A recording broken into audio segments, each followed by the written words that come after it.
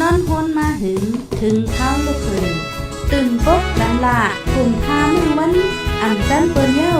เสียงเก้าย้ำลึกปางตึกแต่คนคิดกนนอนหนกตกตื่นด้วยหอบจุ้มข่าวผู้เด็กหอกใจปกมาค่ะอ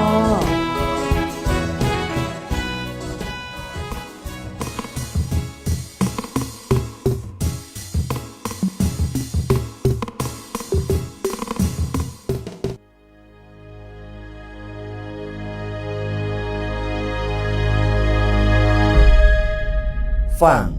ถูกหลอกเล่นกินเงินตังออนไลน์สีให้เธอจัดปานรูปสมในมิมานำหมายลงเดินลังตังออนไลน์สีถึงดีเพราะมากมีหลีเปลี่ยนในตอนนี้อย่ายุ่งเสียอ้วนยังส่งเงินปันจุ้มก้นหลอกเล่นกินเงินมาตังออนไลน์ละล้าเนื้อเงินโครงการในมีเผาตีจับปันเงินกันละหลาย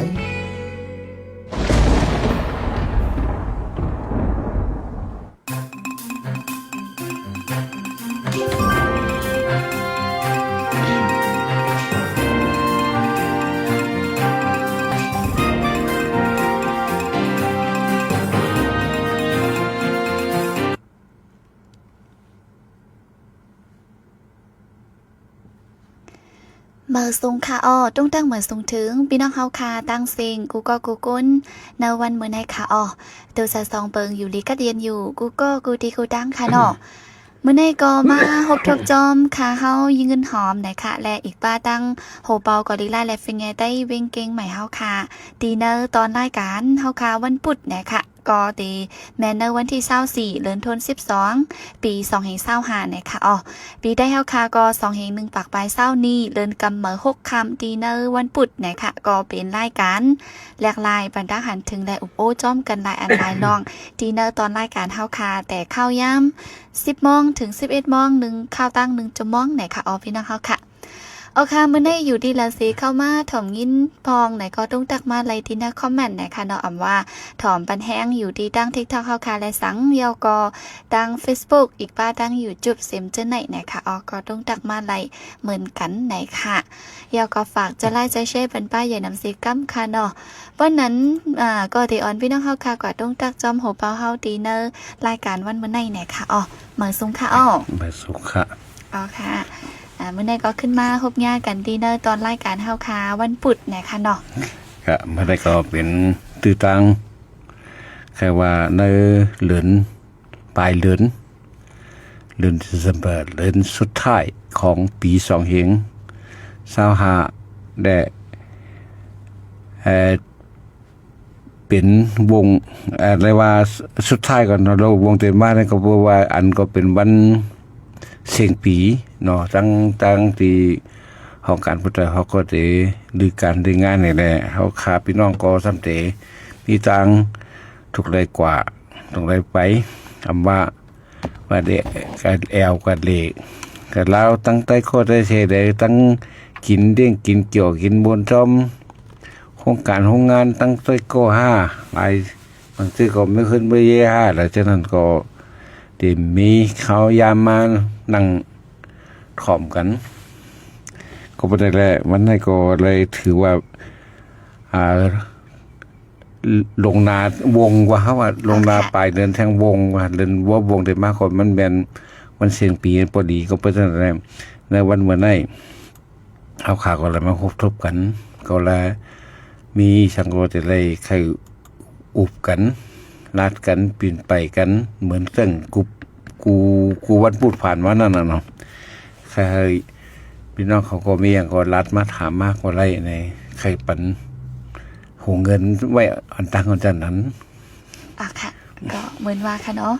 ตอนด่าเนอปี2025ได้ก็วงในกำลังสู้เราไหนค่ะเนาะก็ตีมาทบกันแทงกำหนึ่งก็ตีเป็นเนอ2026นั่นค่ะนั่นไหนมังจื้อได้ก็ตีดือการดืองานเจียมเจ้ามังจื้อก็ตีเป็นหังปีค่ะเนาะมังจื้อก็แต่วันที่25กำพองก็ลืนเสียงก่อนให้ไหนค่ะเนาะตีเฮาค่ะก็ตีตกยาวัน31ค่ะเนาะก็ตีเป็นวงตีมาแต่เอาวงตีมากกว่านั้นขนาดเนาะ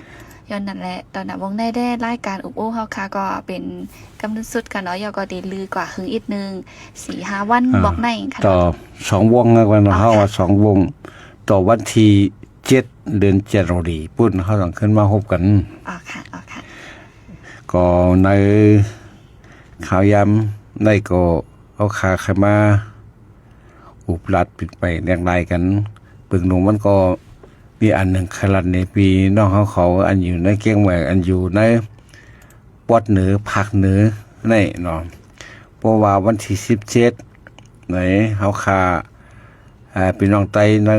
เมืองไทยปอดเหนือในปอดของเมืองไทยในเขาขาตีกว่าตีโฮมกันให้แรกกว่าเขากระว่าถวายพระนางเจ้าขับตัวพระนางเจ้าหอคำศิริกิติ์คือพระพันปีหลงของถึงไทยในนี่แหละใครว่าเก่าถึงพี่น้องเขากูก็วันที่17ในเฮาเตคบกันคอนกันตีสนามกีฬาเทศบาลเชียงใหม่ได้เนาะตีตั้งหลังวัดกุเต้านั่นแหละเฮาตีออกลูกที่นั่นแหละคอนตุงวันที่นั่นได้ออกว่าวันที่18กลางในดีกว่าแถวกรุงเทพอ่อนก่อนได้แถวกรุงเทพก็แถวอยุธยายาวเนี่ยเฮาค่ะก็ตีล้างหน้าล้างตาสุกหน้าสุกตากันเนี่ยปิ่นลายโคหนุ่มโคไตสีลำสีขาวสีกรมสีฉ่อมล้ำมันว่าอันไรก็ไล่ก็เขาตีกว่าคบกันตั้งเป็นน้องไต้อันมีอยู่ในเมืองกอกระยองหลายตีชลบุรีเฮา5หลายจังนั้นเป็นน้องไต้เฮาอันมีอยู่ในเมืองกอกก็ได้เป็นน้องไต้เฮาขาตั้งบ่ตั้งเสียงอันตั้งปอดเนือในและสังปอดในเมืองกอกและสังเฮาขาถึงยากันที่สนามหลวงที่นัดกันพัดกันไว้นั่นและเข้ากว่าถวายไว้ขับพานังขับตัวพานังจะหอคำนี่แหละอันนี้ก็บอกกล่าวกันถึงพี่น้องเขาก็ให้ได้สืบบอกกันเนาะอันมีกรุงเทพก็ดีมีในปอดเกียงไหวเกียงไฮเมสายเมห้องสอนกุติเมสอดเขาจะได้พี่น้องแต่เขาขาตีปอดตั้งเดือนแล้วเขาก็จะมาคอนกันที่เกียงไหวและลงกว่าปอดอันอยู่ตั้งในย่องเนี่ยชลบุรีเนี่ยพัทยาเนี่ยอย่างเช่นก็มาคอนกันที่กรุงเทพ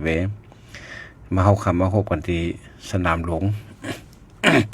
พอเขาคำติดสนามหลวงเขาก็ที่เข้าจอมหนักขับหมายของเขาอันไรแจ้งบอกไว้ตั้งเจ้าหน้าที่ฝ่ายดูแลการตากลเมืองเขาถวายขับตูไว้ขับตูนางหัวค่ำนั่นเลยตั้งพุ่นก็จะได้จัดการมันเท่าว่าเขาจะได้เข้ากว่านั่งไปก็เขาแถวกันเนี่ยกว่าต่อถึงบอกว่าไว้เย้ายังพอเย้าก็เขาคาเตออกมาถ่ายรูปถ่ายหางเป็นตีหมายตรองกันเนี่ยเนาะเมื่อวานนั้นเย้ายาวก็เขาคาเขาจะขึ้นปอกขึ้นเกียงไหวอันเธออยู่เกียงไหวก็ประเด็นนั่นแหละอันนี้ก็คือหนีอินแห้งถึงมันก็เพราะเอาความไทยวันเนี่ยเปิ้นก็ว่าจงรักภักดีเนี่ยจงรักภักดีเนี่ยก็เขาก็ หุมหักอันดับถือนะเขาก็หุมหักพระเอานางหอคำเนาะแล้วก็นับถือแล้วเขาก็พี่น้องไทยเขาใครอันได้มาอยู่ในเมืองไทยได้ก็อันดังสุดก็ตั้งแต่เข้ามาเหมาจากนั้นเขาว่าเอาตั้งแต่เห็นกระปัก59-60เจ้าเข้ามาก็มันก็ลูกตีการทุกเพื่อนอะไรเข้ามาปึงโฮมปรมีเงาเจ้าของคุณคำนางหอคำเขานักแผ่นดินไทยในนี่แหละในก็สั่งเนื้อสั่งตัวมาเนาะตั้งวันตั้งคงมามีหลายทีไหว้เสการลุกพื้นเฮาคาอ่ำสำเร็จอ่ำถึงตีเย้าที่เดือดแค่ไหนเฮาคาก็อะไรกึดข้าง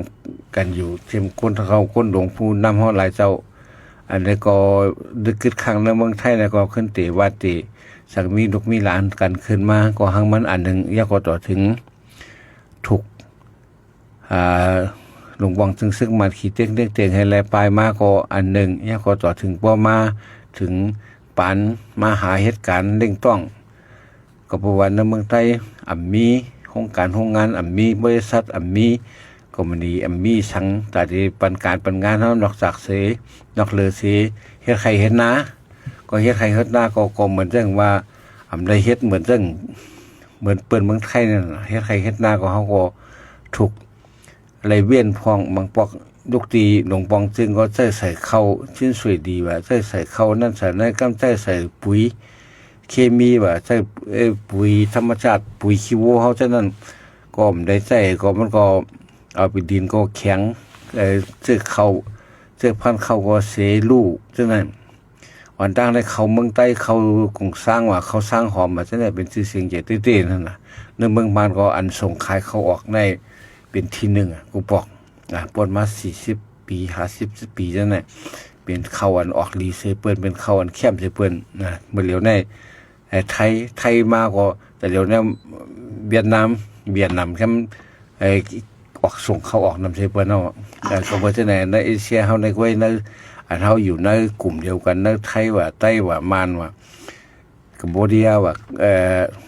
ลาวว่าเวียดนามว่าจังได๋เมื่อเหลียวในเวียดนามก็นำนาเปิ้นกูเมืองบ้านก่อนถึงเข้ากาหมักแป้งไงแหละก็เปิซื้อกว่าซื้อว่าจะได้ย่อมตัวเพราะอะไรมันก็เฮ็ดให้พี่น้องคนใต้เฮาอันในเมืองใต้เฮามีโรงงานไหนก็จังไดหลังส่วนกำนำกว่าหลังใดเข้ามาเมืองไทยมาเฮ็ดการในเมืองไทยนั่นสั่งว่าเมืองเฮามีโรงงานมีอีสังในมีการมีงานแล้วก็มันก็เต็มมากก็เนาะก็เพราะว่าอันนึงก็ฝ่ายนึงก็ถูกซึกจุกซุ่มยิบกวางกลางหลายๆซุ่มเป้กินขี่เต็งเก็บขอนเก็บเข้าเก็บเงินนี่แหละอำจางเอาแต่ละมาใส่บันเขาไรนั่นน่ะเพราะว่าเฮามีการมีงานก็ตัดได้กินยังเพราะเป็นยาว่าตัดได้เอามาใส่บันในซึกซุ่มนั้นซุ่มใดในแค่นเดือดใจนั่นก็เป็นได้อ่อนกันเข้ามาก็มาสั่งลักปักสั่งเหตุการณ์อยู่ในเมืองไทยจะได้ในก็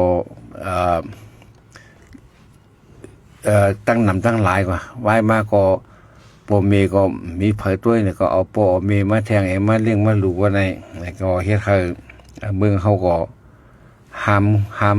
ไตเฮาติ๊กๆว่าเมืองหน้ามาก็เมืองเขาเป็นเมืองเปิ้นอ่ะจะเกิดชื่อมันก็เมืองใต้น่ะสังอินมาเปิ้นก็ได้เปลี่ยนชื่อว่าเมืองใต้ย่านเพิ่นสิได้แลเฮาขาอะไรมาปึงอิงได้ปึงลงมันก็เป็นบุญบารมีพระนางเจ้าหอคำและเจ้าหอคำตนที่เก่าพระนางเจ้าหอคำตนที่เก่าย่าก็เจียมเอาสมเด็จย่าเนาะเมเจ้าของคุณคำเขาจะได้จังเตะเป็นนั่นมากกว่าเป็นก็เหมือนเรื่องโครงการลอยตุ้งว่าโครงการจอมหอยจอมลอยจะได้เฮ็ดให้เจ้าเขาปีน้องก้นลอยก้นอย่างเช่นก็พออยู่ไรเลิกกึดการผูกผินผูกยาให้อะไรมาผูกหมักผูกหมือผูกหมักไม่ตั้งกินนี่แหละให้เป็นคุณงามความดีอันเฮาเลยสร้างปันพี่น้องใต้เฮาก็เปิงลงมันอันตั้งอันเฮานี่เลยกำสื่อแน่เหมือนจังวันบางหมอก3จังได๋เป็นตีศึกใต้เฮาขาเป็นผู้อ่อนหัวขาอะไรมาขึ้นหรืออย่างให้แลว่าเสต่อสู้กันตั้งศึกมันคือยาวมอยาวในก่ออะไรถึงนั้นเป้แล้วเขาก็เลยสั่งลักปักสั่งอยู่ในเมืองไทยเนี่ยตอนนั้นมาก็เจ้าหอค่ำนางหอค่ำในก็เลยมาเยี่ยมได้เสด็จมาเยี่ยมมาหลูมาต้วยมาแบ่งมาปั่นมาสอนลองหากินในสังลองตีอยู่เฮ็ดหากินในสังลองน้ำลองไฟลองตั้งเขาตั้งออกตั้งเก่าลองมากูลองครับเพราะเหมือนคนไทยอยู่เหมือนคนไทยกินเหมือนคนไทยเพ่งเป้งเหมือนคนไทยนั้นคุณคำก็คุณคำนางหอคำก็อะไรสั่งปันเฮาเหมือนไว้นั้นเรียกตายอย่างไว้คือเก่าคือเมื่อน่ะก็ถือว่าใต้ในไทยใหญ่แล้วก็มันก็เป็นไทยอยู่เขายังถือว่าคนไทยกำพองยังถือว่าเขาเป็นไทยน้อยอยู่นั่นไทยใหญ่ในเป็นเฮาเนี่ยการเช่นก็การเบอร์เช่นอันลงปองจึงนั่นแต่ก็มันก็เป็นส่วนหนึ่งนั่นน่ะอันตี้อันเงียบว่าอันมีวัดมีไว้ว่าอันลองวัดลองไว้ว่าฉะนั้นก็เกี่ยวกับเจ้าหน้าที่เนี่ยมันก็เป็นลองกฎหมายลองวันเมืองอันหนึ่งเพราะว่าลองสายเลือดลองปืนลองเสื้อจัดเสื้อเครื่องไหนอันนี้ก็เฮากำนำได้เฮาเลยปึงหญิงอันปีน้องคนไทยอันเป็นสาติอันเป็นเลือดไทยเต้ๆอันเป็นเจ้าเป็นคุณนั้นคือคุณเอาคำขอเจ้านั้นเต้ๆแหละก็เปิ้นไหนในปังจ้าปังซ้อมอัน นางหอกคำเศรษฐกิจเจ้านางหอกคำเศรษฐกิจเขาอันเปิ้นตึกไว้อยู่ต่อถึงข้าวนางปีนั่นก็ใต้เขาก็อะไรมีเฮาบ่อะไรมีส่วนแสดงออกนี้ความโหมหักนับถือได้ตีอ่อนกันกว่าในวันที่7เดือนJanuary เริ่มที่ในวันที่17เดือนติมาเนี่ยเดือน January ได้เนี่ยเขาได้ออกที่กรุงเกียงใหม่แล้วได้กว่ากรุงเทพเที่ยวกันแล้วเจ้าก็เขาก็ไว้พอเขาไว้ขับตูนั่งเจ้าเขาคำยาก็บ่เย้าหยาเย้าเนี่ยถ่ายรูปเก็บเป็นตีหมายต้องเขาก็บอกคืนเกียงใหม่กำนำได้ก็เพราะว่าฉะนั้นในเขาขาดได้กว่าต้องมันได้กว่าซึ่งในเขาจะขาดรถบาทกว่ารถบาทก็จะมีการใช้จ่ายการลดตั้งกว่าตั้งมาก็1ก็1,700เนาะก็1,700ในของเป็นการลดการตั้งการลดการน้ำมันลดฉะนั้นน่ะก็เพราะว่ารถเพราะว่าเป็นก็ลดก็กัน2กันก็กันกว่าของเพิ่มมันเนี่ยมันก็ตีกว่าหากันหยาบนั่นน่ะตีกว่าหากันหยาบก็ไม่เขาในกรุงเทพก็บ้านก็ตีหาที่จอดที่กึดมันหยาบก็บ่ได้รถแต่ได้ไปเขาตั้งนอกนั่นน่ะนอมบ่มือเขากว่าไว้ที่ในหอในบางพระแก้วในนั่นเองมันก็ตีรถไว้แต่ได้จอดไปก็บ่ได้ชุดรถมันได้จอดไปตีเร็วกันมันก็ง่ายนั่นน่ะเพราะก็บ่ได้เพราะเขาได้กว่าหลายกันเขาได้มีหลายกันเนี่ยเขาก็แจ้งตั้งเจ้าหน้าที่เขาที่พูดเจ้าหน้าที่เขาก็ตีจัดการไว้บรรเทาว่าแต่ที่จอดรถชุมนั้นชุมไหนแต่มาชุมใต้พี่น้องใต้เกียงใหม่ตั้งเกียงใหม่เขาตั้งปอดเหนือภาคเหนือแต่มาเนี่ยคนก็จะชัดบรรเทาที่นั่นเนี่ยก็พอถึงข้าวยามมันก็เขากับสารกันนักที่จะลดก็เย้าอันนี้ก็มาหาปอนั้นอันมันเป็นรองงายเนี่ยอันนั้นก็ใครบอกในปีตึกน้องใต้เฮาขาใครตึกโซนพี่น้องใต้เฮาขาถือว่าไอ้นี่ความโหมหักนับถือก็จะจงรักภักดีนั่นน่ะน้องความจงรักภักดีเนี่ยก็เฮาขาเบิกซัมบะเขาในเป็นฐานะเป็นใต้เนี่ยก็เขาแต่คนใช้เสียก็เขาก็ยังนับถืออยู่ก็เพราะว่าอันนึงเขาอะไรมาปึงปรมีน้ำดินหินผาเมืองในก็ข้างมันอันหนึ่งเนาะแล้วก็อันเปิ้นก็จะไว้เหมือนเขาเหมือนจังคนไทยกูก็เปิ้นก็อันเปิ้นกว่าห้องเผอมันเข้ากว่าไว้เขากราบเราไว้ฉะนั้นมันก็มีอยู่นะพี่น้องไทยเฮาว่าอันกว่ากำนากำมันตั้งก็มีอยู่ก็ค่ะอันนั้นเฮาได้กว่ากันเป็นหมู่เป็นพุงเป็นซุ้มเมื่อคุณว่าคำเจ้าก็เฮาขาพี่น้องไต้ตั้งได้เกียงใหม่นั่นก็ตั้งนั่นก็คน4ปากปลายนั่นเฮาก็เลยเขาเคารพนับถือก็ไว้ขับดูเจ้าหอคำไหน มือ ปีนั้นก็แม่นในเหลือนที่โนเวมเบอร์ค่ะก็วันนั้นก็เดี๋ยวว่านักหนาแล้วก็ใครไว้นักไว้นาแล้วก็ฝากบอกถึงพี่น้องเฮาขากูก้นอันทอมยินอยู่ที่ไหนเนาะอันมีอยู่ในเกียงไฮ้มีสายเมืองฝังหมอกจามว่ามีห้องสอนมีสลิงว่ามีสอดว่าที่ไหนเฮาขาเดี๋ยวมาคอนกันที่เกียงใหม่ที่สนามกีฬาเทศบาลเกียงใหม่อะไรก็ลูกที่ไหนออกก็ซ้อมกันค่ะอันแน่บอกว่าได้เหมือนเรื่องการลดกากินย่ำๆซึ่งได้ออกข้างกุ้ยกันอากาออกข้างกุ้ยเพราะคนมันก็เพราะว่าก้นมันหนำนั่นน่ะมันเขาก็มีงบมันกันเลยการลดในก้องก็1,700ตั้งกว่าตั้งมาการกินอันย่ำได้อันก็เขาอยู่ที่ไผที่มันใครกินดีกินหวานกินน้ำกินก็อยู่ที่ตัวไผตัวมันเนาะใครก็มันก็มีนั่นแหละเพราะเพียงของเทมามันก็ใครซื้อของฝากของตอนมาปันปีปันน้องเนี่ยก็จะมีนั่นอันนี้ใครส้นตุ่มปีน้องเขาขายอย่างน้ำเนาะอ่อนกันพอเปลี่ยนอะไรในอ่อนกันกว่าดีอินแห้งเขาขากว่านี้ลอง หุมหักนับย้ำหุมหักนับถือทรงรักภักดีอันนั้นก็มันก็เป็นพรดีของพี่น้องไต้เขาตีนะค่ะอันนี้เหมือนเจ้าหนังสังวาดีใครเข้าโฮมจ้อมในตีไรใส่เส้นหมายข้ามแล้วก็ตีไรกับตีไรค่ะเนาะเพราะว่ามันเฮ็ดไหนก็ดีเป็น จุ่มให้แลเสียงมาปันทีเสียงยอดก็ได้ที่ผู้ต่อยเขาได้เนาะกำก่อนน้องเงินหอมว่าปันหมายพ้นปันเพชรมันใบปันเนี่ยเนาะครับยังเคยเสียงมาปันทีที่เสียงยอดก็ได้เนาะนั้นก็เพราะว่าตั้งเกียงใหม่ก่อนเนาะเพราะว่าอยู่ที่โหนากลุ่มเก็บกันเนี่ยก็ส่งมานั่นน่ะมีหลายก้อนเลยเพราะว่าแต่ก็ตกก็เนี่ยมันเด่นนำน่ะมันเด่นง่ายเขาไปในอันที่เผยอยู่เป็นทางใต้ก็กัน4-5ก้อนเนี่ย9ก้อน10ก้อนเนี่ยแล้วก็อันนั้นก็เป็นกลุ่มอะไรใส่ซื้อมาผู้ก็นำอ่อนนำมันก็โหก็เก็บตั้งการลดซะหน่อยก่อนนั้นจัดการปันป้าซะนั่นนั่นแล้วก็ป่องมาตั้งที่เสียงยอดนั่นก็เลยเอาคาตีมารวมๆกำไรเฮียงได้ปึงหลงได้ใครคู่ติดไว้เนี่ยก็ไปในเดือนในนั่นเนาะก็เพราะว่าพอเดือนในกว่าเนี่ยเดือนนาซะนั้นมันก็จะเป็นรถในเต็มไข่เมียเป็นรถก็รถเดนั่นน่ะมันเป็นช่วงการท่องเที่ยวการแอวท่องเที่ยวนั่นแหละรถป้าจะได้มาป้อมจองไว้ป้อมรัดไว้ในโรงนาเนี่ยมันก็ไข่มีนั่นเขาเดี๋ยวรถมันกว่ากล้วยแล้วก็มันก็เปกว่าอะไรข้าวตั้งไก่ตั้งเลยอะไรครับรถเลยเขาทำดีกว่าไว้คำก็เบอร์นั่นแหละรถตู้แล้วยังย่ำเปลี่ยนอะไรนั่นน่ะรถตู้เนี่ยเขาคนขับมีก็เหลียวไว้เนี่ยเพราะเขารถตู้กว่าเนี่ยเขากว่ามากับเดี๋ยวมันแล้วว่าเขาได้นอนบอกว่าก็เพราะฉะนั้นบ่มคนขับรถบ่มได้นอนก็มันก็อันตรายนั่นเนาะตั้งไก่ในก็เพราะฉะนั้นแหละอันนี้เขาขาพอรถป้าเนี่ยเขามีคนขับมีเปลี่ยนกัน2ก้อนนั่นน่ะก้องขับกว่าก้องขับมาเนี่ยก็ไรนั่นก็เพราะฉะนั้นแหละเขาก็ปามความปลอดภัยของมันอันหนึ่งแล้วก็อันนี้เนี่ยเขาก็อันหนึ่งนั่นเขาก็เคยให้พี่น้องไทยเขา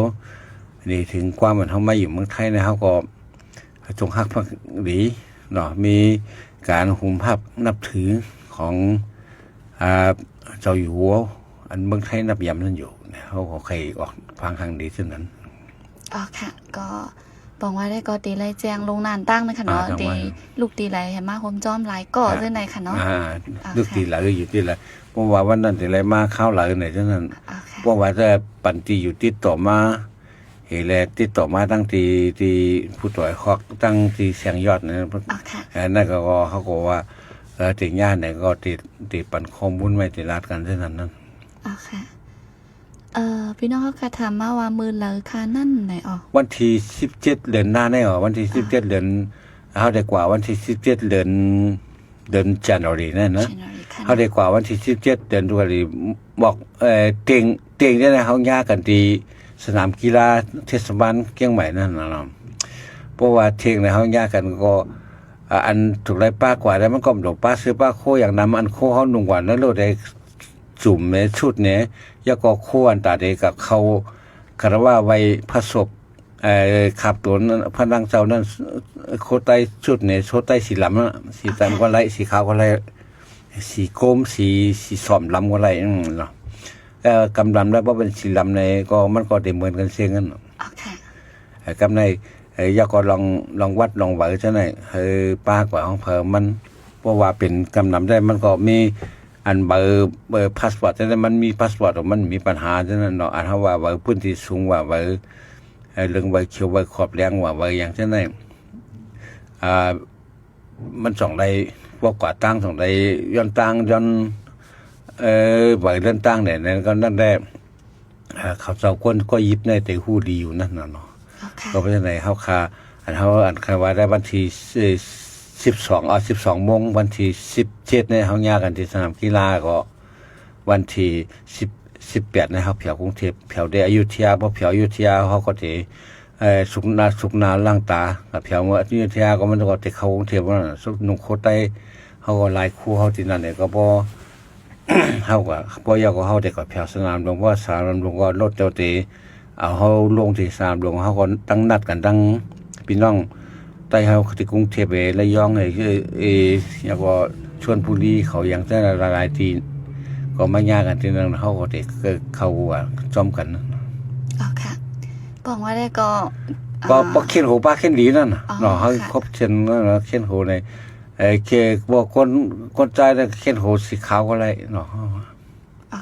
โคตรล้ำนะ อ่ะค่ะเมื่อนั้นได้อันดีโหบ่คาลาดก่อนเมื่อไกลได้แลบได้เป็นขอตอบตอนตาพี่น้องอันที่ถามมาค่ะเนาะมีวัดวากว่าไรอยู่5ในนั้นอ๋อ เพราะมันในอันที่นั่นแหละก็คือว่าเฮาว่า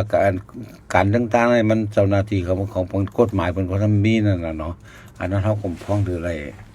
ไปปึงตรงว่าใจก็เฮาว่าลูกไรมีวัดมีไว้นะที่เพราะว่ากับแถวตีนใต้ก็มันก็จะได้แซงที่ไรหนีวัดไหวเส้นทางใดนะมันไม่แซงไหวพื้นที่สูงแน่ไหวโหดสูงแน่อย่างเช่นนั้นมันมีแซงครับเขาจะให้นั่งเป็นชุดไว้นั่นน่ะเนาะ ค่ะ แกอันเข้าก็ได้เข้าว่าเหมือนกันซ่อมกันนั่นน่ะก็เขาอันนึงแล้วเขาใครฮู้ว่าเปลี่ยนก้นอีสังพ่องเปลี่ยนก้นอันยิบใบสังพ่องแล้วก็อันนึงลองนึงก็มือป้นมาแล้วก็เขาปันชันชาติ อ๋อ เป็น ค่ะ ชันชาติก้นขึ้นเมืองนั้นไผก็ได้กว่าฟังเพิ่มได้กว่าฟังกึดซึ่งฟังไหนอันนั้นเขาก็ตีไล่ข้อมูลนั่นน่ะการป้อมมีไว้ทางไหนเขาก็จังเอาข้อมูลนั่นเพราะว่าอันนั้นเพราะว่าไม่ว่านั้นมันก็บอกว่าแล้วเขาเบิ่งผิดกฎหมายเขาได้เขาที่ว่าซั่นน่ะเขาก็จำตามันก็จังกดจังถามจังนั้น อ๋อค่ะ ใครปึงตรงนั้นใครมีไว้นั่นน่ะ มีวัดไว้นั่นขนาด เนาะ เนาะ มีวัดไว้แล้วผมมีวัดไว้แล้วมันก็หยาบ ตีหยาบค่ะเนาะเหมือนเจิงว่าบ่มีไว้ก็ตีตั้มใจอินเปิ้นทัดถ้าได้ก็ไว้กำนั้นค่ะเนาะบ่มีได้ก็ทำตีไรไม่ใจอินย้อนเปิดข้าวตั้งมันก็ยาวไกล พวกก็กับเพียวต่างสังว่ากับเพียวเหมือนจังเพชรบุรีว่าเพียวนครสวรรค์กำได้คำว่าไล่เนี่ยเพิ่นเอาลงไว้จังได๋มันก็หยาบนั่นน่ะก็เขาก็ติป้ายก็ไล่ก็ติแปดไว้ก็ดีเต็มแปดไว้กว่าก็ซ้ำป้ากว่าไล่เนี่ยมันก็จะหยาบนั่นน่ะเนาะฉะนั้นก็เขา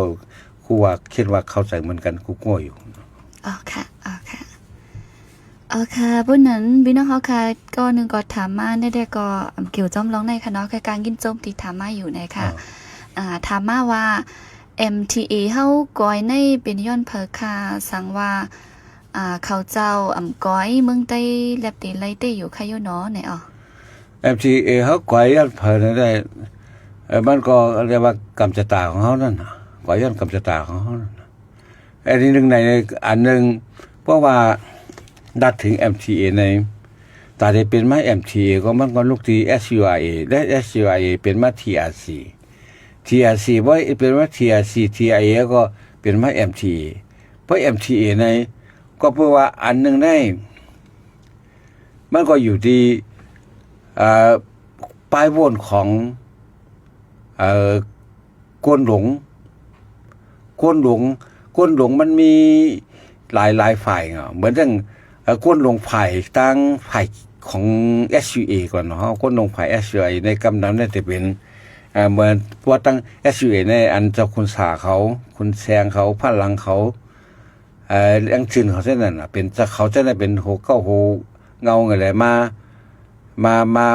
ห่มพร้อมดัง TRC ได้ก็เปิงลงมันก็ตื้นอ่านเราเมืองใต้อยู่เย้าเนาะก้อยกาเอ็นแห้งซ้ำมาอยู่ที่เอ็นแห้งซ้ำอยู่ที่ฝ่าย SUA ได้กำนำก็ซ้ำเป็นเขกำพองไงแต่ลองกันเมืองในที่ไว้เบาบางอยู่พองนั่นเนาะเปิงลงมันเขาได้ลื่นสุดมาก็เพราะว่าวายเสียเจ้ากั้นยอดออกกว่าเย้าในเจ้ากั้นยอดออกกว่าในฝ่ายหนึ่งก็ฝ่าย SUA เนี่ยใครไว้ใส่ฝ่ายใต้ป้อมใครไว้เจอฝ่ายใต้เนี่ยเขาก็หลอมติดต่อกันตั้งซึกมันเพราะว่าคุณสาได้ตีเข้ามาเมืองไทยก็ไม่ได้ก็ว่าเป็นคุณหัวคำยาฝิ่นนะก็พ้องนั้นก็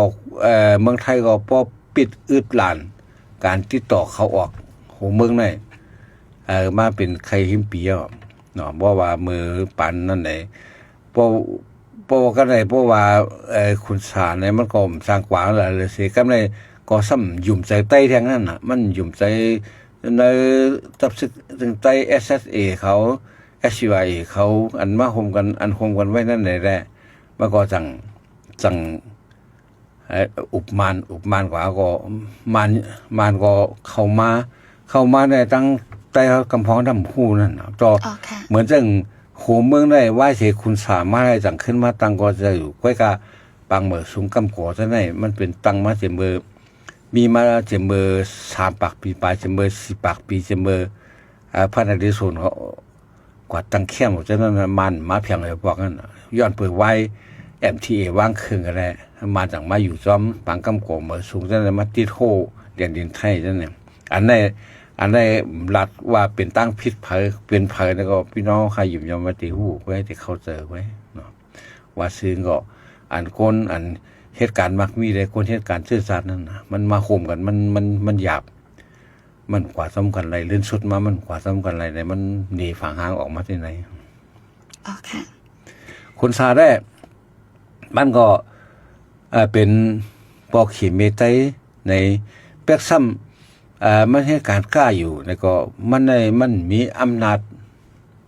มันเป็นตัวพระเอกมันก็เขาว่าเขายกเป็นคุณคำว่ามันเป็นคุณคำไว้ปันเอาเงินมันปันมันใจเนี่ยก็มันเป็นคุณคำใจเงินอะไรนะเว้ยก็การตัววันว่างแผนได้ได้มันเป็นในนั่นมันเป็นซุ้มเขียเผือกอ๋อค่ะ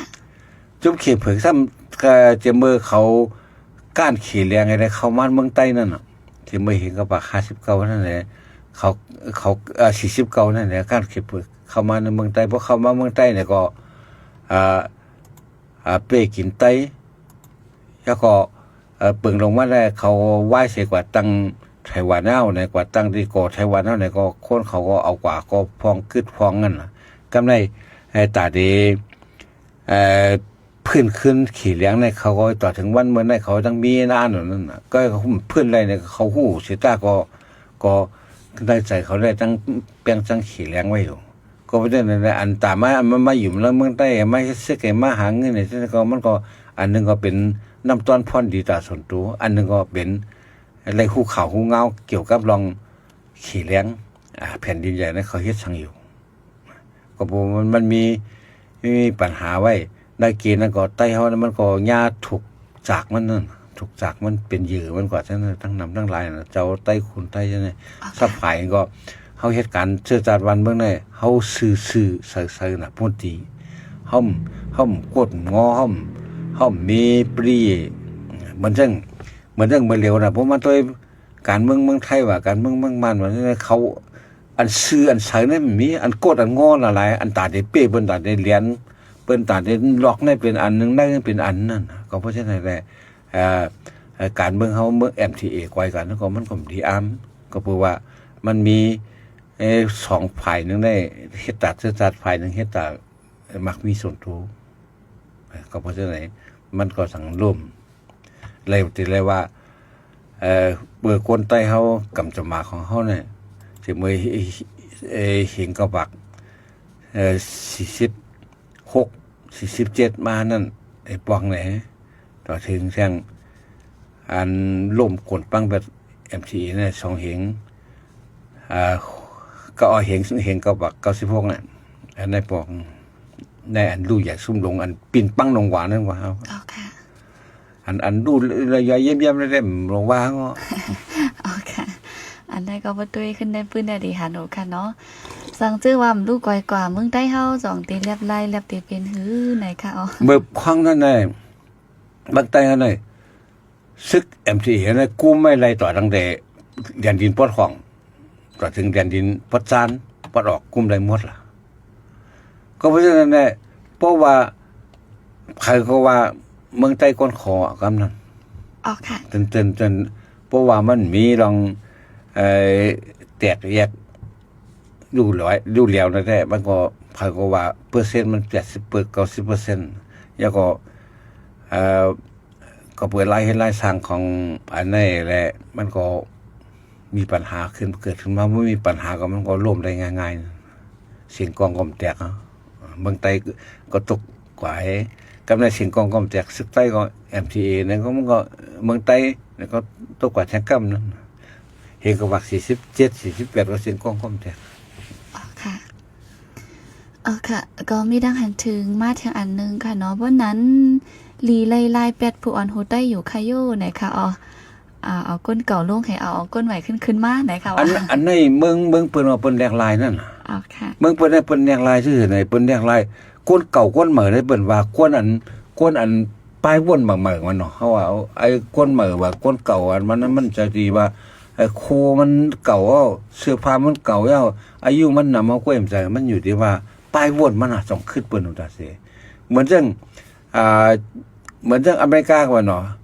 คร่ำเลยอายุก็70ปลาย70ปลาย71เลยอ๋อค่ะกำในบางเมืองได้เหมือนจังบางเมืองได้พูนนำในอายุ30-40ปลายจังไง40ปลาย50นะเกล40ปลาย50เนี่ยจอมจึงว่าจอมพ่องลงจังอายุ40ปลาย50นะก็เพราะฉะนั้นมันอยู่ที่อายุนำในอายุมันอยู่ที่ปลายวนเพราะว่ากำนำได้เพราะว่าสิวันมันใครกว่าได้มีการเลือกตั้งวันที่7ของเมืองไทยที่ใครซับแรงนี่มาลัดนี่ลองไล่เฮ็ดเปิ้นกว่าลองไล่เฮ็ดของปาร์ตี้ของประชาชนนั่นไล่เฮ็ดเขาขอซื้อบางพวกได้โกนเก่าอันยามเป็นพ่องเตี้ยนอยู่ได้อันเป็นตัวเตี้ยนอยู่ได้ยังเอาล่ะปีนี้เขาที่เลือกทาง69นั่นน่ะเขาเอาขึ้นเอาก็มาเฮียงอะไรมันบ่เป็นผู้เตี้ยนไว้เฮียงเขาเหมามาทั้งหลังก็เพราะว่ามันตัวเขานั่นตัวเขาอ่อนว่านั้นปลายวนมันตัวเขามันคือเราก็ได้เอาคนใหม่เข้ามาฉะนั้นเป็นแลกลายซะสิใจว่าผู้นำเก่าผู้นำใหม่มันอยู่ที่ว่าปลายวนเก่าๆเลยปลายวนใหม่เหมือนจังอันนึงก็ประมาณตัวเหมือนจังปลายมวนว่านักร้องอาจารย์เขาก็มาตัวเหมือนจังเมืองไทยนั่นน่ะเมืองไทยเนี่ยเขาห้องความไทยห้องความลูกทุ่งลูกกรุงแล้วก็สตริงอ่ะหน่อปันมากำในยาก็เหมือนจังห้องความอังกฤษใต้เท่าล่ะพวกห้องความใต้เนี่ยมันฉงกันมันถูกใจหนาวอ่ะก้อยกะเหมือนจะเฮียงที่เสียงที่เสียงในเฮ็ดความมันนำเลยเสียความไทยอ่ะก็มาเนี่ยมันเพนำมันเลยขายนำเลยเสียเพราะว่ามือความมันเนี่ยเมืองมันมี48ล้าน50ล้านก็มันขายอะไร2ล้านเนี่ยก็มันแคบหนาเพราะในเมืองไทยมันขายอะไร2ล้านนั่นน่ะมันขายอะไรแสนก็มันแก่หนากว่าความไต้กว่าคนเดี๋ยวซื้อถอมมันก็เลยเพราะว่ากาดมันกว้างเนี่ยก็คนซื้อก็นำอันนั้นก็เหมือนกันนะเพราะว่าเขามีไต้เขาพวกแค่ปลายมอนขึ้นใหญ่เนี่ยหลบพึ่งของอังกฤษพึ่งของอังกฤษอะเหมือนอย่างลิซ่าก็มันก็พวกของความไทยมันก็มลังออกนะมันก็เป็นคนไทยมันก็มลังได้มันก็ห้องความอังกฤษพวกอังกฤษเนี่ยมันก็กวาดตัวโลกไหนเพิ่นก็ห้องสมบูรณ์เหมือนเรื่องความจังอันกูเมืองก็ห้องเนี่ยมีความหยังความกูเมืองอ่ะหมอความมันก็ห้องอ่ะHappy birthday เนี่ยพังว่า Happy birthday to you เนี่ยห้องข้อนะเดี๋ยวนะเมืองเราก็ห้องอ่ะฉะนั้นมันเพราะฉะนั้นเนี่ยเมืองมันก็กว้างขวางมันก็ก้นเตรียมเป็นไผเนี่ยก้นเตรียมก็สิเสียงใหญ่มันก็มันเฮ็ดออกมาเนี่ยว่าไต้ก็ Happy birthday ว่ะเนาะ Happy to you อ่ะอันคืออย่างไผก็ขังว่า Happy to you อ่ะจ้ะฉะนั้นมันว่ากันหมดนั่นก็บ่ใช่แหละไต้เขาก็บ่ใครเหมือนจังนั้นเขาได้ห้องความไต้ที่เขาก็ได้ปั่นตรงอันในอ่างค้างนี่ก็เพราะเขาเคยขึ้นใหญ่เลยเคยเปิ้นย่องเคยนุ่งเบิ่งดอกบ่ยอมภาพเพราะไหนเขาก็ห้องความอังกฤษอ่ะความไต้ก็หมอรู้อังกฤษทั้งนั้นนะห้องเนี่ยเขาก็จังเมียนเขาว่าในโลกนั้นอยู่ก็เลยเหมือนเรื่องนัสตามุนน่ะหมอปีต่างกาลาหมอตัวยามข่าวยามหมอตัวอนาคตตั้งนานนี่ที่เป็นสังเทศนี่ตัวหมอกว่าเขามันเนาะแต่ก็ในเจ้ากลางเสือโอเขียนเนาะก็กับเจ้ากลางเสือตายไว้ในมันเป็นภาษาไต้ก็ล่ะความลาไต้ก็ล่ะในไต้เขาก็ฮู้มานย่ำฮู้อย่าไปวัดนอกเมืองเพราะเจ้ากลางเสือเขาลาดเป็นภาษาอังกฤษนะในอังกฤษออกว่าใช่ก่อนในเจ้ากลางเสือเขาสิเสียงอย่างในโลกนี่ก็กันได้มีไต้เขาก็เนาะก็เพราะฉะนั้นอันว่าการผู้นำเก่าผู้นำเหมือนมันใจอยู่ที่อายุโคนงมันอยู่ที่ปลายวนจงคืดซ้อมกาบซ้อมปานมันตัดเสียเลยก็เลยพวกมันเลยเหมือนเรื่องว่ามันกันนะปาร์ตี้ของประชาชนเมืองไทยเนี่ยเขาเอาโกนเก่าเหมือนเรื่องปีงเขาไล่สอบที่อ๋อค่ะโกนอันเด็กเข้ามาได้เขาด้วยว่าเป็นเผอเขาด้วยว่ามันมีน้ำกัด แล้วก็มันต้องมีสัจจะมันหักสื่อสารวันเมืองเทียแล้วก็มันอันใครมักมีใครมีสีเสียงไว้ฮะใครไรเงินไรต้องใครเป็นใหญ่เป็นลงแว่นเนี่ยเขาทัดว่าหมดนั่น1 ปี1 ปอกนี่เหมือนเรื่องเลยเมื่อว่าสอบดีกว่าตัดเสียนั่นน่ะ อ๋อค่ะ สอบการเฮ็ดการสั่งข่าวเนี่ยมันก็เลยสอบเหมือนกว่าเข้าหาคนเมืองซื่อมันก็ละโตคนเมืองซื่อเฮ็ดคืออะไรเขากำในปีอันที่เลือกวันที่8เดือนเฟบรุารีวันเฮียงกับบัก2แห่งเศร้าข้างโคกเนี่ยมังโกคนเก่าๆเป็นผู้ยันมาอยู่ก้อยป้าอะไรกับสั่งป้าอะไรเนี่ยก็เบอร์กวนอันมาเหมือนได้เขียนใช่มั้ยนะกวนอันเข้ามาเหมือนเนี่ยเขาเขียนใช่มั้ยนะก็เพราะฉะนั้นเพิ่นไล่ก่อนนั่นน่ะเพราะฉะนั้นอันเพราะว่าอันเป็นเก่าๆนั่นอันบ่ฮ้อมเปลี่ยนตัวบ่ฮ้อมเมตัวเนี่ยเขาก็สิตกกันน่ะ อ๋อ เพิ่น ค่ะ ก็สิมาป่วนเฮากว่าอันนี้ธรรมชาติของมันน่ะพวกเขาขึ้นพวกเพิ่นขึ้นไหลก็เขาก็ขึ้นต้องเพิ่นขึ้นน่ะนะเขาก็ตกพอเขาทำขึ้นแล้วเนี่ยเพิ่นคนไหลเพิ่นขึ้นกว่าเพิ่นป่วนเฮากว่าเฮาขึ้นแล้วเฮาขึ้นอยู่ที่กลางคนไหลนะบอกว่าเพิ่นป่วนเฮาเนี่ยก็มันก็แปลกใจแปลกเปลืองสังกันนั่นก็ว่าแต่อันว่ามันนั่นแม่นเนาะถูกอะไรเปลี่ยนมาถูกที่เปลี่ยนนายเห็นลายสร้างเก่าๆถูกที่เปลี่ยนป้ายวนเก่าๆและเหมือนจังมือกูบอกได้ชาลงชาใต้ทูตเฮาว่ามันกว่าเมืองนอกมาแล้วลูกขี้ไว้เนื้อเฮือน อ๋อค่ะ ลูกขี้ไว้เนื้อเฮือนหน่อยคือกินข้าวกินน้ำมันนั่นน่ะเมื่อเขาก็ไว้ดิเรียนสวนน่ะมีเรียนโหวันน่ะลูกขี้นะอะไรแต่เดี๋ยวไม่ใช่ว่ามาอยู่เมืองไทยอยู่เนื้อเฮือนหมดล่ะ ใช่ค่ะอ๋อ ลูกขี้ตั้งในก็ที่กินข้าวมันก็แค้นผาเลยเนาะแต่มันอันนี้มันเปลี่ยนมาแลกลายมานะกูบอกให้ยังอ่ะก็เพื่อว่าลูกขี้เนี่ยมันได้เหม็นนั่นน่ะมันมีอย่างห่มอันอื่นแต่นั้นมันก็เตะขันหนูนั่นน่ะเขาก็เป็นหวานมากเมื่อก่อนนั้นอยู่วันนอกหน้าปังนะเขาก็ตื่นในหัวเนาะไม่พวกหันตูนอนหนูนั่นน่ะนะ อ๋อค่ะ บางพวกเขาว่าเวลาที่เขาเลือดเขาคันคู่กันหันกันก็เพราะฉะนั้นเลยเข้ามาอยู่เมืองไทยก้อยกว่าอันเสียเจ้าทุนว่าก็บอกลูกขี้วันไว้เนื้อเฮือนหน่อยใครโคกันเนาะเขาใครโคกันก่อนน่ะอันก้นคนลูกขี้มาไว้เนื้อนี่กินข้าวกินน้ำอะไรเมนตั้งเฮือนเนี่ยเนี่ยเขาจะเร็วเขามาอยู่เขาว่าเขาเผียวอเมริกาเขามาอยู่เมืองไทยก็เขาขี่มีหูตีหัวนอนเขามีคังที่นอนเขาไว้ล่ะตีมีคังที่เขากินข้าวไว้ก็เพราะฉะนั้นการเมืองก็ดีกลับบ้านให้มันก็แหลกลายเลยก็พอไปวนเขาแหลกลายซ้อมพอไปวนเขาแหลกลายซ้อนเลยมันจะเหมือนเรื่องวานนั่นน่ะปีคนไหลเนี่ยมันก็สั้นข้ามไปที่นั่นพอเขาข้ามเนี่ยก็เขาก็อยู่ไว้ที่กลางคนไหลนั่นเพิ่นก็ข้ามมาที่เนี้ยก็เลยเพิ่นก็ป่วนเขาว่าพอป่วนเขากว่าเนี่ยเขาก็บอกว่าเขาก็ติดตกตั้งหลังเพิ่นอันไหนมันก็เป็นที่ไหนไว้ก็เพราะฉะนั้นพอเขาเปลี่ยนผู้นำเขาเพราะผู้นำเขาอันล่าสมัยตกลื่นตกนั้นหมอคิดหมอสอนหมอนำมันก็โดกึดโดป้อเขาได้อันนึงได้ซ้ำใส่เก่งใส่มันอันหนาเนี่ยเก่งใส่ก้นเท้าก้นเขนก้นเท้าก็อยู่ซ้อมลองก้นเท้านั่นอันอ่อนโหก็การเป็นอ่อนโหการอ่อนโหนะการเป็นผู้นำกับการเป็นผู้นำการเป็นก้นเท้าการเป็นคนย่าเปิ้นมีทั้งอดีตผู้นำเนี่ยเฮียงเปิ้นว่าอดีตผู้นำน่ะผู้นำเก่านั่นน่ะก็เพราะว่ามันใจก็เหมือเนี่ยมันไวมันแขนมันดีมันแคบเสียผู้นำเก่าเนี่ยมันก็เมียนมือปานนั่นมันก็เมียนมือ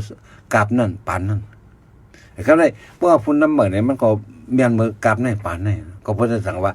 อดีตผู้นำเนี่ยเขาสั่งเขาว่าไทยเขาว่าอดีตผู้นำเนี่ยเป็นผู้นำเก่าๆเพราะผู้นำเก่าเนี่ยบอกว่ามันมาคึดผู้นำเหมือเนี่ยยอดเบอร์มันเก่าอะไรยอดเบอร์มีผู้นำบอกมาเนี่ยก็เพราะว่ามันกว่าตั้งนานอะไรนั่นมันตึกที่นั่นเนาะหลายว่าบางอเมริกาก็เปิ้นเขาเปลี่ยนอะไรจอมจึงอะไร2 ปีไง อ๋อค่ะ ผู้นำเขาเปลี่ยนจอมจึงอะไร2สมัย2 ปีนะ1 สมัยก็5 ปีใน2 สมัยนะเมืองไทยก็เหมือนกัน2 สมัยก็จุบกว่า2จุบกว่าจุบกว่า4 ปีเมืองไทย1จุบ4 ปี2จุบก็เปลี่ยนใน8 ปีเพราะ8 ปีได้ปลายวนมันว่าอย่างมันความอายุมันก็เท่าย่าก็เต็มเหมือนเก่ามันเร็วเหมือนซึ่งวันเมื่อไหร่เมืองไทยก็พองหลงซะไหน กรรมมาป้อนนั่นเดี๋ยวเป็นหลวงปองซึ่งเรียนกว่าเพราะตั้งในเรียนเป็นเรียนเขาเนี่ยหลวงปองซึ่งได้เป็นเชื่อเรียนกว่าเรียนมาเนี่ยที่10 ปีก็ขึ้นอย่างนะ20 ปีก็ขึ้นอย่างก็เพราะในเมืองไทยก็ตกแจ่มอย่าว่าไต้เขาได้มันย่ำไปเข้าถึงไปนี่นิ้วก้อยเป็นว่าอันนั้นคนไทยกันเนี่ยก็เลยมันเปลี่ยนใหญ่กว่านั้นมันมีที่อันโคนแยกกันเป็นรองเงินแต่เร็วก็มันก็มาเลยรองเงินสีเท่าเนี่ยนะเงินสีหมุนนั่นเนี่ยก็ว่าอะไรเงินมาที่สแกมเมอร์ไว้อย่างเช่นไหนก็มันมาซื้อกันซื้อเสียงกันนะ1 โห 3,000 4,000ต่อถึง 5,000ได้ไหนเขามาก็บอกเงินนั้นมันไหลมาเลยผิดกฎหมายนั่นมันก็มาจ่ายแบบเอามาจ่ายมันก็เอามาจ่ายไปซะมันก็ไม่แพงแล้ว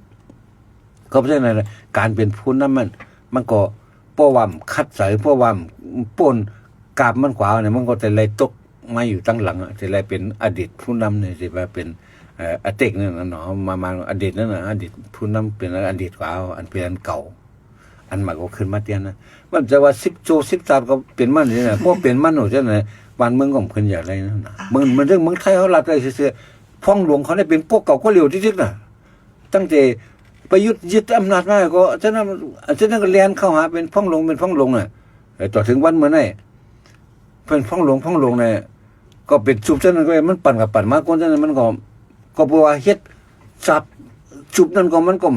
มีอย่างดีขึ้นมาทางปวงก็ดีมาทางปวงก็ดีบ่เฮ็ดนั่นที่รู้จักว่าเมื่อใครตกลื่นตกหลังเพิ่นแต่เดี๋ยวนี้ใครเป้งมานใครเป้งลาวต่อเต้สูงในมานอินต่อเต้สูงในลาวอินเว้ยสูงในเขมรอินเขมรน่ะมันโกกินนั่นน่ะแต่เราสูงในเขมรนี่ซะก็คำในกัมพูชาเนี่ยเนาะว่าก็สูงโกกินมันจังหวัดตึกมันของมันน่ะก็ได้อันเวียดนามเนี่ยกว่าทุกกว่าคำก้าวหน้าคำหน้ากว่านี้ฮะป้นกว่านี้นะวันเมืองบนก็เขายังเป็นซึกเป็นเสือใหญ่ลงทั้งอเมริกาแล้วเขาก็เขียนในลูกเพื่อนอเมริกาอะไรเนี่ยต่อถึงวันเมื่อไหร่เขาการมักมีเมืองหนึ่งเมืองไหน1ปักปึงมันดีปักปึงเอาปึงซึ่งเมืองอ่ะเนาะปักปึงดี2การมักมีดี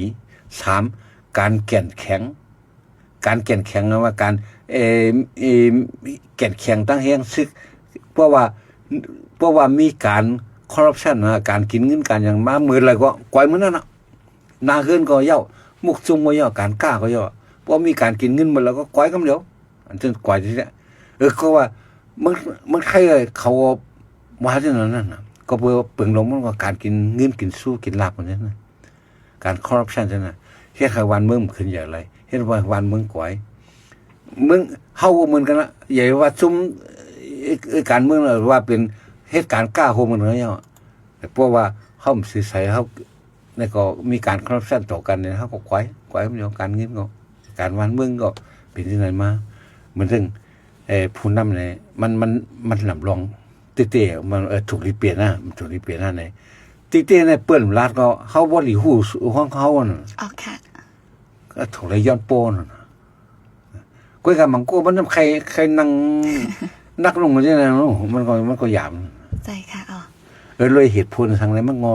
ตัดแต่ไรมีก่อนเนาะแต่ไรมีเหตุใดผลเขาก็มันไรว่าเหมือนเรื่องผู้นำเนี่ยมันก็เต็มขึ้นการซื้อปานอะไรเนี่ยเขาคงว่างก้อยกับพอเมื่อมีอันเตนั่นมาเขาก็เต้มันจะเหนือราคามาเหมือนในความใต้เขาว่าไว้น่ะเสือตายเสือเตี้ยนว่าใช่ไหมเลี้ยนตายเลี้ยนผุดในความเขาก็ว่าไว้อันดีเจ้าเนี่ยอันถามมันอ๋อค่ะก็ยินจมเหมือนกันเลยค่ะเนาะเพราะว่าถามมาจังไหนก็เลยยินลองใหม่ๆอันใหม่ๆเอามาอุบกันนั่นขนาดเนาะ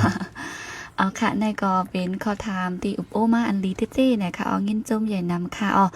เหมือนจังว่าค่ะเนาะในก็ตาวันเมือง1ลูกตีขึ้นอย่ามาสูงนั่นลำลองเต้ๆค่ะเนาะมือป่นมาย้ำยินว่าโอ้เนอกุนเขียวเอชาเสียงต้านมันออกซะในเมืองมันในจันจอมในคึกหนาเป็นบ่ไรมาในซึ่งไหนเฮาก็ย้ำงี้เนาะก็ขนมบ่มาด้วยตอนเหลียวได้หลักหลังเปิ้นเนาะค่ะเนาะอ๋อค่ะในก็ลำลองเหมือนกันนะคะเปิ้นนั้นมันได้ข้าวย่ำแต่ก็มีหนังไหนเนี่ยค่ะเนาะก็ป่นกว่าอีกหนึ่งยาวไหนค่ะเนาะที่พี่น้องเฮาค่ะถามมาก็ตอบปันกว่าอุบโอเอามาอุบโอกันกว่านะคะและพี่น้องเฮาค่ะก็ลัดมาวังยินจุ่มดีมาสืบปืนแพปันตั้งหูตั้งหันไหนค่ะ ก็ยินจุ่มตีเฮาค่ะเอามาอุบกันนั่นขนาดเนาะป้ออุบในก็ลัดไผเร็วก็มังมิวมันก็ติ่มต้นคกจะไหลเหมือนหนังว่าค่ะเนาะมันแดกเปลี่ยนกันนั่นว่ามัน ค่ะ ดีเสียเปิ้นเอามันในก็มันนั่นคือเขาเต็มตกลิ้นนั่นคืออันมาเหมือนพูดถุงได้เปลี่ยนพุ้นน้ำให้โยนมันนั่นนั่นคือพุ้นน้ำเขาเต็มตกลิ้นน่ะเขาตรงได้เปลี่ยนมันอันว่านั่น1แต่เหลียวเปิ้นก้าวคือยังกว่าถึงกับ AI แล้วเนาะเขาดังอยู่ที่ปั้นดินเหนียวนั่นเหมือนตั้งแต่เร็วเขาตั้งย้อมเปลี่ยนแปลงเลยเหมือนอย่างว่ามาใครอ่ะนักร้องเขาเลยผู้ห้องความว่าเลยเขียนความใจไว้ไปป้อนั่นน่ะเขียนความมันก็ไปใจอะไรนั่นน่ะตักอะไรเขียนอังกฤษห้องความอังกฤษเลยห้องความฝรั่งฝรั่งเพราะว่ามันเสียงก็ดีเรื่องความก็เพราะเขากว่าเขาเลยฝรั่งนะเขาก็เป็นอินเตอร์กว่าเหมือนดีซ่านะเตียนเนี่ยยังไม่เรามาเตียนนุ่งโคตรใต้เตียนอยู่ที่ตีไหลตีนั้นนั่นนะเขาว่าป้อยปีใหม่ใต้ก็เป็นปีใหม่ใต้นั่นป้อยต่างป้อยยังก็มันก็เคยเปลี่ยนจอมคอนเสิร์ตว่าจะได้เขาคิดมันการจะได้เข้าเลยห้ามมาเขาติเลยแมบแป้งรักษาพิงเงเขาไว้นั่นเขาเต็มเฮ็ดอีสังอันมันเปลืองกันทั้งพิงเงเขาเนี่ยอันนั้นมันใส่อันพิงเงเขาก็อันนึงนั่นเหมือนไทยก็เขาก็มีอยู่ไว้อันเขาแบบแป้งป้ารักษาพิงเงไทยเขาก็มีไว้เคก็มีไว้อันขึ้นใหญ่ก็มีไว้ด้วยเราเคได้อันนั้นไห้ตึงเขามีเป็นติ่งไว้มีเป็นลาย10ติ่งลายปากติ่งถ้าใครอันใส่เลียดเอาเสียวต่อยเอาตอกเอาตัวไหนมันมีเป็นลายติ่งไม่เขาในไม่ว่าติ่งในเขามีปิ่งกิ๋วกันนะเพราะสมศักดิ์ไทยปิ่งกิ๋วนี่ยังมีใจเขาใจกว่าเนาะว่าอันนั้นปอดถึงตั้งนั้นออกเลยก็ครับพวกมาตัวอันไห้อันตึงในของเขามี5-6 7อย่างเลยจัดไต1ปังนะค่ะเขียได้มีเป็นโคปากมันอันว่านั่นติ่งเว้ยติ่งอันสายนึงเว้ยติ่งสายในเลียดเอาก็มีหูมีหลายอันนะต่อยเอาก็มีสีเอาก็มีตลอดนั่นแหละเนาะไบโอลินเนี่ยมันอันสีเอาต่อยเอาตอกเอาเท่านั้นมันก็มีทั้งนำเขาเนี่ยมีจัดไตเขาเนี่ยมี2-3 อันเว้ยมี4-5 อันนึงเว้ยเอาเป็นสันเลยก็ก็เขาแต่ไรยกมุ้นแต่ไรเฮ็ดสร้างออกมาคงออกมาเพื่อนผู้ออกมาอันเก่าก็มีอันใหม่ก็ป้าเหมือนที่เขาไล่ไข่ซ้อมกันก้นห้องความเขาเนี่ยมีทั้งปานเก่าปานใหม่นั่นน่ะไข่ซ้อมกันเครื่องมันกว่าเครื่องไข่ซ้อมกันทั้งปานเก่าปานใหม่เครื่องปานเก่าก็มีเครื่องปานใหม่ก็มีแซกโซโฟนก็มีปีก็มีนะปีน้ำเต้าก็มีปีโลมก็มียาก็ปีแซกโซโฟนจะไหนก็มีมันจะไหนจะไหนเขาจะไหนให้เฮ็ดให้เข้ากันไรกว่าซ้อมกันไรอันเก่าก็เขาหายอันใหม่ก็เขากว่าซ้อมแทงแต่ว่าพิงดีพิงฟ้ามดียากพิงมึงดียากพิงฟ้ามดีถอนในอันนั้นก็เห็นใจอันใหม่ก็หลงไรเอาแทงนั้นอันเก่างมถอนก็จะอยู่ก็ไอ้กาบางอันเนี่ยเขาก็ถูกไรเปียดมันหนูไว้เหมือนจังจะได้ว่าสีเป่าเกาห้ามเหมือน2 รอง4ว่าฉะนั้นมันอันนั้นมันฉะนั้นเขาสักแบบถือไว้ดีๆกันกำไว้ดีๆคนเขาก็ถือไว้ปานเหมือนนั่นแหละแต่เป็นพรดีเป็นมีพรดีอยู่ว่าก็กับปานเหมือนนั่นวันที่10พลังเขามีวันที่13เนี่ยเขาก็ถือพลังมีลิบมีจันมีโรงแรมสั้น13มันมีคำเฮ็ดก็เพราะฉะนั้นแหละเขาก็ถือก็คำถือเขาถือในสิราก็วันที่13เขาก็ออกตั้งไว้คือวินเขาก็เรียนไว้โดดเขาก็เรียนไว้เขากว่าเมาเขาได้เหมือน10ดีเข้า9ดีออกว่าสิเป่าเก้าห้ามเหมือน2 รอง 4ว่าฉะนั้นมันเฮ็ดจังอย่างนั้นน่ะวันนี้เฮ็ดหากินเฮาบ่ไปมีหยังกำผีลงนากาเปิดทางออกกับผีลงนากาเปิดทางจานหรือว่าเปิดทางตัวกว่าจังน่ะฉะนั้นมันบางอันบางหลังอันไหนอันยุ่มยำจังก็ยุ่มยำได้เฮาว่าว่าอย่าไปยุ่มนะเพราะอันต่างอันเขาผมเอาเขาผมเฮ็ดเราเนี่ยมันจะอันว่ามั่มไกว่าพูนน้ำมาถูกดิเปลี่ยนแล้วแหน่1เขาก็ถูกไรว่อนพูนน้ำมาถูกดิเปลี่ยนแล้วแหน่2ตัวพูนน้ำมาถูกไรว่อนเก่าได้ถูกดิเปลี่ยนแล้วแหน่ มันหนูมัดแจกเลยเพราะก็อันนึงได้มันก็จะมีเดียวเพิ่มมาเฮ็ดเขาซ้ำตายเนี่ยเสือตายเพราะเสือไปตายก็เสือไปฮัดแต้นเก่งใจเลยนั่นเปิ้นซ้ำหิมกันนู้เปิ้นซ้ำหิมกันเฮ็ดล่ะเปิ้นหิมมันเฮ็ดคนหลวงเปิ้นว่ามีหิมกันเฮ็ดคนหน้าเปิ้นหิมมันผู้นำเขาซ้ำโกเลยเฮ็ดผู้นำพอมีผู้นำก็เขาก็เก่งใจมัดกว่าหิมมันบ่ก็เอาก็กูเปิ้นว่าน้ำผู้กูกี้จู้ไอ้ยังมันนำเอาไปแล้วเจ้านั่นนะค่ะวันนั้นได้ก็มีหนังไหนนะคะน้องยินจมกูก็ค่ะก็ค่ะย้ำเฮาซิงเอาและรายการเฮาคาวันมื้อนี้ก็ดีกึดไว้ดีในก่อนนะคะน้องสังว่าพี่น้องเฮาคามี4อันวนไว้ได้ใจเนี่ยก็ก้อยถามมาไล่แทงวงนาวงลื่นก่อนไล่ค่ะเนาะค่ะวันนั้นลื่นสู้จ่องที่เคมีขอความสังมื้อนี้ก็ในขับหมายรายการของเฮาคามันเป็นมันสุดท้ายกันเนาะว่าขับหมายเขามันสุดท้ายได้ก็เสียงปีก็ใครส่งสั่งบอกมันพี่น้องเขาอะไรมีสติวิทยาแก้มตัวไว้ตาเสเนาะเขาว่ากำในมันก็ถึงเขาเปิดยุดการยุดงานในออกตางว่าแล้วเช่นนั้นก็ห่างแค้นกันพองสติกันพองวิทยากันพองนั่นน่ะเนาะอันกินอันเกี่ยวก็เหมือนกันอย่าไปกินป่นลืมตัวป่นนั่นน่ะเนาะกินป่นเกี่ยวป่นนี่แหละเขาเหมือนเรื่องเมืองไทยได้เขาก็เพราะว่าจำเชียงปีใหม่เขาก็มีอันตราย7 วันเนี่ยอันตราย7 วันเนี่ยตั้งแต่ก่อนได้ถึงปีใหม่ตั้งแต่หลังปีใหม่กว่านั้นกำนำได้มันก็กินในเมาขับรถผ่านรถชนกันว่าอย่างเช่นก็หังมันก็เพราะฉะนั้นได้ดีกว่าเลยดีให้แหงได้ก็ไว้สติกันฟังกันที่กินในก็กินที่หอที่เฮือนนั่นได้มันไปแหงนั่นเนาะย่าว่าก็กินนั่งดอกแล้วก็สร้างพิษสร้างแผกกันมาว่าคำรถคำร้านแล้วก็จังหล่อจังตามกันฉะนั้นก็หังมันอันนึงก็ซึ่งถึงก็ดีแล้วก็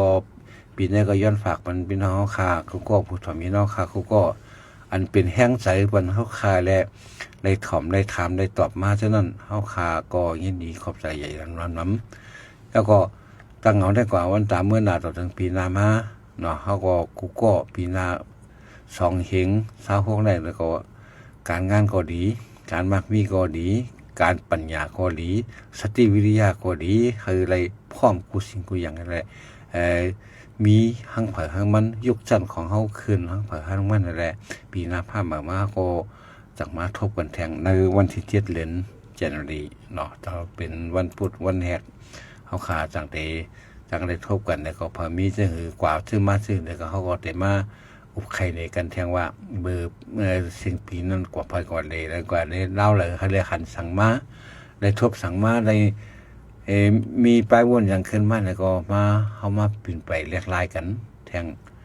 ต่อปี2 เฮง26นี่กูก็ย้อนมาสูงปลายปีนะครับกูก็ครับค่ะยินจมขอบใจอย่านำถึงหัวบ้าเฮาคาตอนด่าเนอตอนรายการเฮาคาวันมื้อในค่ะเนาะเหมือนนางว่าค่ะรายการเฮาคามาเนี่ยก็สั่งพี่น้องเฮาคามีจึงหือต้มตักมาอะไรดีเนอขอความจักปอกเฮาคาก่อนไลค์ค่ะเนาะแชร์นิวส์อำนั้นดีดัง TikTok ก่อนไลค์ Facebook ก่อนไลค์เหมือนกันนะคะเนาะบรรดามื้อได้ก็เข้าย่ำมดก็ย่อแลก็ดีย้อนกึดไว้ดีในนะคะกำก็ดีมีมาแทงรายการอันนึงข้าวยาม12 ม้องไหนค่ะเนาะยินจมขอบใจอย่านำถึงที่กูก็ไว้ข้าวยามสีก็มาถ่อมยินมาอุบโอจอมมาจอยไล่จอยแช่ปันป้านไหนค่ะน้องยินจมอย่านำค่ะย้อนให้พี่น้องเฮากูก็กูก้นอยู่ลีกัดยินห้ามเข็นหายยังเสกำค่ะมาส่งค่ะ